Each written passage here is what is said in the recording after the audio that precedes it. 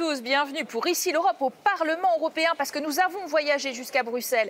Les frontières sont enfin ouvertes entre les 27. L'Union européenne a entrouvert aussi au 1er juillet ses frontières avec 15 autres pays. Les États-Unis d'ailleurs ne figurent pas sur cette liste, contrairement à la Chine autorisée sous condition. Du coup, le tourisme va-t-il repartir cet été post-Covid? L'Europe s'interroge sur la reprise de ce secteur très important qui représente 9,5% de son PIB et emploie 22 millions de personnes. Faut-il revenir à la normale ou changer cette norme? Certains veulent en effet voir dans la pandémie le signal et l'occasion de repenser le tourisme de masse pour se tourner vers un modèle plus durable. D'autres déplorent une paralysie et une peur qui immobilise ce secteur ainsi que leurs économies. On va parler de tout ça en compagnie de trois invités. Aurore Lalucq, bonjour, députée européenne des socialistes et démocrates pour la France. Vous êtes aujourd'hui face à une Italienne, Laura Ferrara, bonjour. Bonjour. Du mouvement 5 étoiles pour l'Italie, donc. Et José Manuel Garcia Margallo, bonjour, eurodéputé du Parti populaire européen pour l'Espagne. Les trois pays, évidemment, les plus touristiques, vous les avez repérés d'Europe. En effet, quand vous entendez qu'on a repris effectivement le trafic intérieur à l'intérieur de Schengen, mais qu'en même temps, il y a 15 pays sur une liste qui peuvent rentrer et 15 seulement, dont, qui ne sont pas forcément les plus gros clients de cette Europe, eh bien, est-ce que les uns et les autres, l'Italie qui a particulièrement été touchée, sont inquiets de cette saison touristique ? Mais oui, c'est une saison sûrement très spéciale, particulière parce que voilà, le tourisme, on sait que c'est un secteur très important qui représente le 10% du PIB de notre pays. Alors voilà, c'est très important qu'il repart très vite de manière voilà, régulière. Mais on sait que la normalité dans ce secteur, dans cette saison, c'est très difficile à avoir. Et alors, on espère d'arriver à avoir un équilibre entre l'économie et les raisons de la sécurité et surtout de la santé, la protection des citoyens. Oui, parce que par exemple, il y a des destinations qui sont très sollicitées. C'est le cas de la Catalogne où on est obligé de reconfiner aujourd'hui en Espagne. Espagne, effectivement, qui est une très grosse destination touristique avec normalement 83 millions de touristes et vous dites près de 15% de son PIB. Mais il faut faire attention. Cette Catalogne, par exemple, eh bien, elle est fragile. Oui, bien sûr, mais ce n'est pas seulement la Catalogne. Il y a ma communauté, la communauté valencienne, et bien sûr les Baléares et les Canaries. Pour nous, les données sont encore plus graves que pour l'Italie. Pour nous, le tourisme représente quelque chose comme 15% du produit intérieur brut et dont du travail à 3 millions de personnes. Et les pertes du secteur jusqu'à maintenant, c'est 80 000 millions d'euros.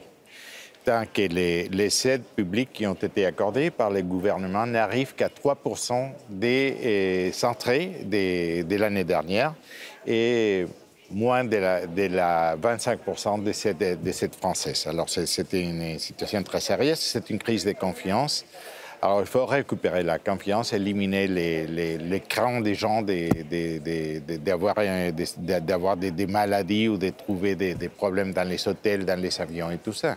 Alors, les protocoles de santé sont très importants. Oui, mais en même temps, Aurore Lalucq, c'est vrai qu'il faut, on disait, rester prudent. Et même certains, par exemple la Belgique, n'acceptent pas cette liste de 15 pays qui peuvent rentrer au 1er juillet, autres pays membres, donc pas les États-Unis déjà, et à peine la Chine, parce qu'elle dit que c'est quand même encore trop dangereux, donc on n'est même pas d'accord sur... Mais non, c'est-à-dire qu'on a oublié en fait les leçons du confinement, on a fait les choses un peu en désordre au niveau européen, et là finalement on a du mal encore à se coordonner pour le retour à une sorte de normal, sachant qu'on est dans une situation très compliquée, parce qu'effectivement c'est 27 millions d'emplois au niveau européen, le tourisme, c'est 3 millions d'entreprises, 90% de PME, de toutes petites entreprises même.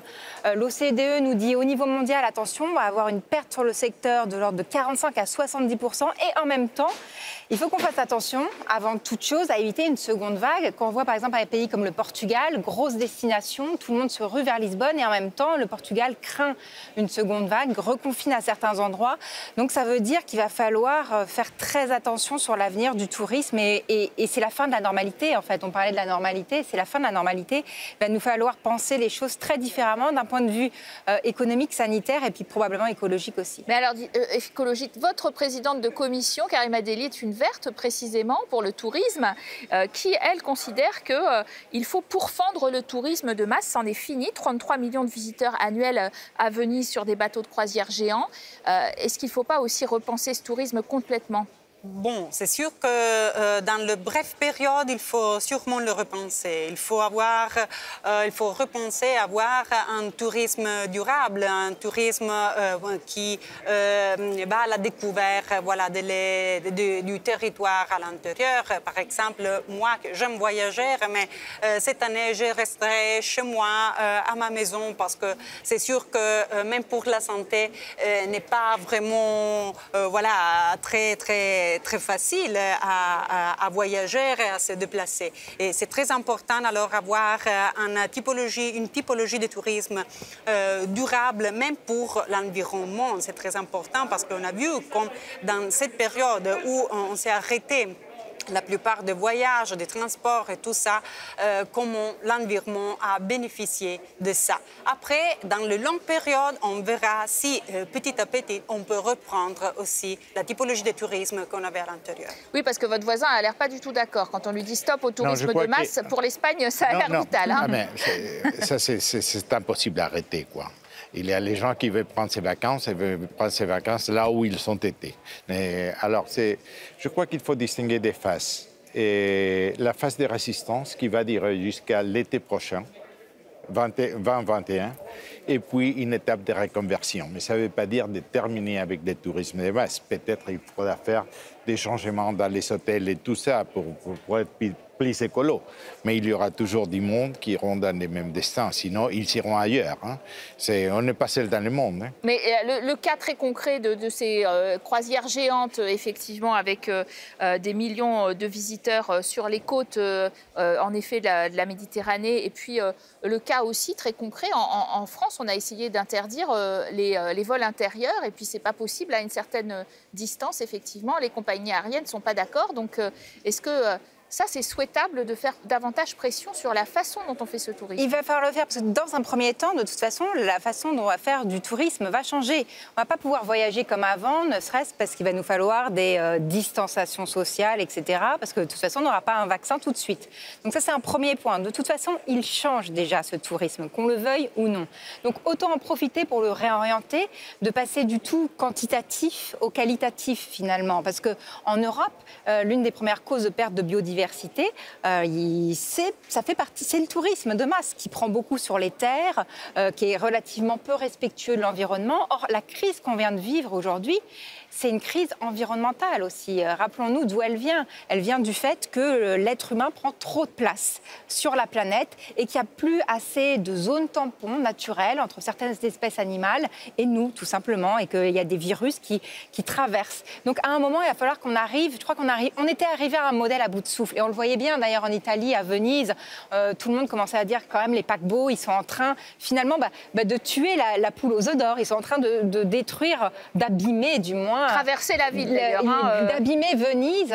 Et il fallait de toute façon, à un moment, repenser autrement. Je pense qu'on peut arriver à un modèle où on sera tous gagnants, parce que quand on fait plus de qualitatif, on fait aussi plus de revenus différemment, plutôt que toujours tirer les coups vers le bas, abîmer notre environnement et finalement scier la branche sur laquelle nous sommes assis.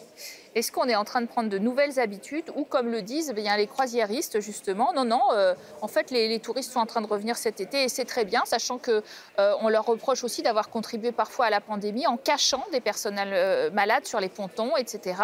Donc, est-ce qu'il faut agir dans ce cadre-là? Et puis, les avions cloués au sol, certains écologistes vous diraient c'est autant de pollution en moins en attendant. J'espère qu'on va prendre de nouvelles habitudes, franchement. J'espère que dans cette expérience très négative, on va réfléchir et on va repenser notre habitude, soit dans le tourisme, soit dans la vie en général. Parce que même dans les situations pires, on peut prendre le meilleur possible pour recommencer pour le présent et le futur de manière meilleure. Donc, pour le tourisme, ce que je disais avant, c'est très important de réfléchir même sur l'environnement, sur des déplacements pas toujours très nécessaires. Et alors, on ne peut pas arrêter du tout le tourisme de masse, mais si on peut trouver un bon équilibre entre le tourisme durable, qu'on l'a complètement oublié dans la dernière période, et le tourisme de masse, pour moi, ça serait la solution idéale. Alors, j'ai envie de vous demander où vous allez passer les uns et les autres vos vacances et pourquoi. Dernier tour de table. On commence par monsieur... Je fais de la voile Oui. et je serai en France, en Corse et à l'Italie, comme toujours. Et je dois avouer que... Donc, vous soutenez les deux autres pays, c'est bien. Oui, bien sûr. Et, enfin, l'Espagne aussi. Je pars des Baléares, alors je fais les Baléares, la Corse et la Cerdagne à la voile. Hein. Alors, je suis un écolo, un vrai écolo. Voilà. Et alors, votre voisine? Moi, je resterai chez moi. J'arrive du sud d'Italie, alors je suis très heureuse. J'ai de la chance parce que vraiment, on a des côtes merveilleuses, des montagnes aussi. Alors, je resterai là. C'est quoi, la bien Pouille? sûr. Chez vous, mais à la mer. Ah, Et Calabria. alors, En France, comme chaque année, bassin d'Arcachon. Pas très original, mais toujours très bien. et la France, vous pensez qu'il va souffrir ou Oui, évidemment. Ah non. Oui, on va. Non, on aura des pertes, mais on a déjà des pertes, notamment au niveau de l'hôtellerie et de la restauration, qui sont les très, très gros perdants. Merci à vous d'avoir très bien illustré ce débat sur le tourisme. Merci à vous de l'avoir suivi. Très bel été. Si vous partez en vacances à tous, à très bientôt.